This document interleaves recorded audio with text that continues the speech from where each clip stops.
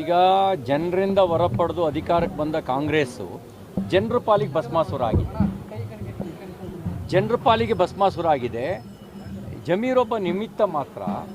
ನಮ್ಮಿಂದ ಹೊರಪಡೆದ ಕಾಂಗ್ರೆಸ್ಸು ನಮ್ಮ ದೇವಸ್ಥಾನ ನಮ್ಮದು ಅಂತ ಇದೆ, ನಮ್ಮ ಸ್ಮಶಾನನ, ನಮ್ಮ ರೈತರ ಜಮೀನನ್ನು, ನಮ್ಮ ದಲಿತರ ಜಮೀನನ್ನು ನಮ್ಮದು ಅಂತ ಹೇಳ್ಕೊಳ್ಳೋಕ್ಕೆ ವಕ್ಫ್ ಬೋರ್ಡಿಗೆ ಆ ಪರಮಾಧಿಕಾರ ಸಿಕ್ಕಿದ್ದೇನೆ ನಾವು ಕಾಂಗ್ರೆಸ್ಸಿಗೆ ಮತ ಕೊಟ್ಟಿದ್ದರಿಂದ.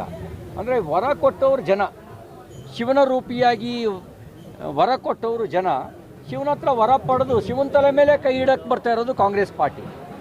ಹಾಗಾಗಿ ನಾವಿವತ್ತು ಗಂಭೀರವಾಗಿ ಆಲೋಚನೆ ಮಾಡಬೇಕು. ಹಿಂದೂ ಸಂಘಟನೆ ಮಾತ್ರ ಇದಕ್ಕೆ ಉತ್ತರ. ಜಾತಿ ರಾಜಕಾರಣಕ್ಕೂ ಹಿಂದೂ ಸಂಘಟನೆನೇ ಉತ್ತರ. ಅಸ್ಪೃಶ್ಯತೆಯನ್ನು ದೂರ ಮಾಡೋದಕ್ಕೂ ಹಿಂದುತ್ವದ ಭಾವ ಬೆಳೆಸೋದೇ ಉತ್ತರ. ರಾಷ್ಟ್ರ ಉಳಿಸ್ಕೊಳ್ಬೇಕು ಅಂದರೆ ಹಿಂದೂ ಸಂಘಟಿತನಾಗಬೇಕು. ಹಾಗಾದಾಗ ಮಾತ್ರ ನಮ್ಮ ಸಂವಿಧಾನ ಉಳಿಯುತ್ತೆ. ಹಿಂದೂ ಇಲ್ಲದೆ ಇದ್ದರೆ ಶರಿಯ ಮಾತ್ರ ಇರುತ್ತೆ, ಸಂವಿಧಾನ ಉಳಿಯಲ್ಲ. ಹಿಂದೂ ಯಾವತ್ತು ನಾಶ ಆಗ್ತಾನೋ ಅವತ್ತು ಈ ದೇಶದಲ್ಲಿ ಸಂವಿಧಾನ ಇರಲ್ಲ. ಅಲ್ಲಿ ಕೇವಲ ಮಾತ್ರ ಶರಿಯ ಮಾತ್ರ ಉಳ್ಕೊಳ್ಳುತ್ತೆ. ಸಂವಿಧಾನ ಉಳಿಸ್ಕೊಳ್ಬೇಕು ಅಂದರೂ ಹಿಂದುತ್ವ ಉಳಿಬೇಕು, ಭಾರತ ಉಳಿಸ್ಕೊಳ್ಬೇಕು ಅಂದರೂ ಹಿಂದುತ್ವ ಉಳಿಬೇಕು, ನಮ್ಮ ದೇವಸ್ಥಾನ ಉಳಿಸ್ಕೊಳ್ಬೇಕು ಅಂದರೂ ಹಿಂದುತ್ವ ಉಳಿಬೇಕು, ನಮ್ಮ ರೈತರ ಜಮೀನು ಉಳಿಸ್ಕೊಳ್ಬೇಕು ಅಂದರೂ ಹಿಂದುತ್ವ ಉಳಿಬೇಕು, ನಮ್ಮ ಸ್ಮಶಾನ ಉಳಿಬೇಕು ಅಂದರೂ ಹಿಂದುತ್ವ ಉಳಿಬೇಕು, ನಮ್ಮ ವಿಧಾನಸೌಧ ಸಂಸತ್ತು ಉಳಿಬೇಕು ಅಂದರೂ ಹಿಂದುತ್ವ ಉಳಿಬೇಕು. 1.5 ವರ್ಷದಿಂದ ಇವನು ಕಡಲೆಕಾಯಿ ತಿಂತಾ ಇದ್ದೀರಾ? ಇದೆಲ್ಲ ರಾಜಕೀಯ ದುರುದ್ದೇಶ. ಇವರಿಗೆ ಅಬ್ಕಾರಿ ಇಲಾಖೆಯಲ್ಲಿ ಹಗಲು ದರೋಡೆ ನಡೀತಾ ಇದೆ.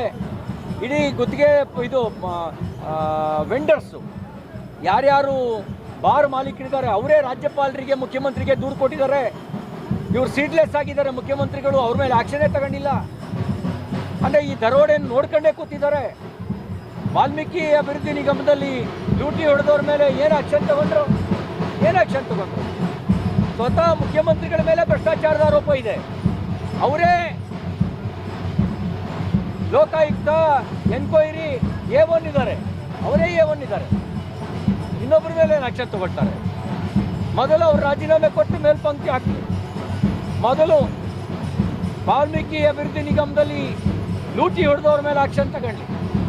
ಅಬ್ಕಾರಿ ಹೆಸರಿನಲ್ಲಿ ಲೂಟಿ ಮಾಡ್ತಿರೋರ ಮೇಲೆ ಆ್ಯಕ್ಷನ್ ತಗೊಳ್ಳಿ. ಬೆಂಗಳೂರಿನಲ್ಲಿ ಅಡಿಗೆ ₹100 ಫಿಕ್ಸ್ ಮಾಡಿದ್ದಾರೆ, ಆ್ಯಕ್ಷನ್ ತಗೊಳ್ಳಿ. ಯಾವುದೆಲ್ಲ ಆ್ಯಕ್ಷನ್ ತಗೊಂಡಿದ್ದಾರೆ? ಲೂಟಿ ಹೊಡಿತಾ ಇದ್ದಾರೆ ಎಲ್ಲ. ಪ್ರತಿಯೊಂದು ಒಬ್ಬ ಆಸ್ತಿಯ ಬಗ್ಗೆಯೂ ಕೂಡ ಪರಿಶೀಲನೆ ಆಗಬೇಕು. ದಾನ ಕೊಟ್ಟಿದ್ರೆ ಯಾರು ಕೊಟ್ಟರು, ಯಾವಾಗ ಕೊಟ್ಟರು? ನಮ್ಮ ಕಾಯ್ದೆ ಪ್ರಕಾರ ದಾನಪತ್ರ ರಿಜಿಸ್ಟರ್ ಆಗಬೇಕು, ಸ್ಟಾಂಪ್ ಡ್ಯೂಟಿ ಕಟ್ಟಬೇಕು. ಯಾವುದು ದಾನಪತ್ರ ರಿಜಿಸ್ಟರ್ ಆಗಿದೆ, ಯಾವುದು ಸ್ಟಾಂಪ್ ಡ್ಯೂಟಿ ಕಟ್ಟಿದ್ದಾರೆ? ಒಂದೇ ಒಂದು ಆಸ್ತಿ ಹುಡುಕಿದ್ರೆ ನಿಮಗೆ 4 ಆಸ್ತಿ ಸಿಗಲ್ಲ. 40,000 ಆಸ್ತಿ ಅಲ್ಲ, 4 ಆಸ್ತಿ ಸಿಗಲ್ಲ. ವಿಡಿಯೋ ನೋಡಿದ್ದಕ್ಕೆ ಧನ್ಯವಾದಗಳು. ಮುಂದಿನ